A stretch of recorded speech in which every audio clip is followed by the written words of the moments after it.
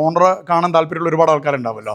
അപ്പോൾ ഞാൻ പരിചയപ്പെടുത്താൻ വേണ്ടി വരികയാണ്. അപ്പോൾ ഒരു മീറ്റിങ്ങിൽ വരികയാണെന്ന് വിചാരിച്ചു. താങ്കളെ ഞാൻ നേരെ പരിചയപ്പെടുത്താൻ വേണ്ടി വരും. സർ ഓക്കെ, ഇവിടെ എത്തിക്കഴിഞ്ഞാൽ hi sir, this is Mister Ahmed. Okay, അപ്പോൾ നിങ്ങളിവിടെ സംസാരിച്ചല്ലോ.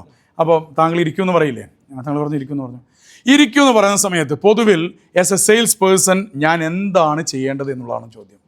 ഞാൻ എന്താണ് ചെയ്യേണ്ടത്? ഞാൻ മിക്കവാറും ഇവിടെ നിൽക്കുകയല്ലേ ചെയ്യുള്ളൂ. താങ്കൾ അവിടെ ഇരിക്കും അല്ലേ?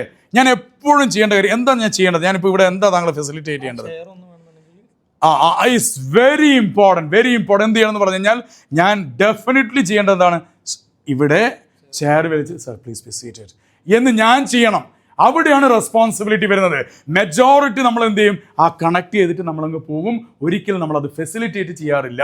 അപ്പോൾ ഒരു ഡെക്കോറം എന്ന് പറഞ്ഞു കഴിഞ്ഞാൽ നമ്മൾ ആരെ പരിചയപ്പെടുത്തിയാൽ, അതൊരു ബിസിനസ് മീറ്റിങ്ങിലാണെങ്കിലും അല്ലെ സെയിൽസ് മീറ്റിങ്ങിലാണെങ്കിലും നമ്മൾ എന്ത് ചെയ്യണം? അവർക്കൊരു ഫെസിലിറ്റി സപ്പോർട്ട് നമ്മൾ അവിടെ കൊടുക്കാൻ വേണ്ടി. അവർക്ക് ഇരിക്കാൻ പറ്റാത്തത് കൊണ്ടല്ല, പക്ഷെ നമ്മൾ അവിടെ ചെയർ വലിച്ചിട്ട് അദ്ദേഹത്തിന് എന്ത് ചെയ്യണം? Make him sit. That is very important.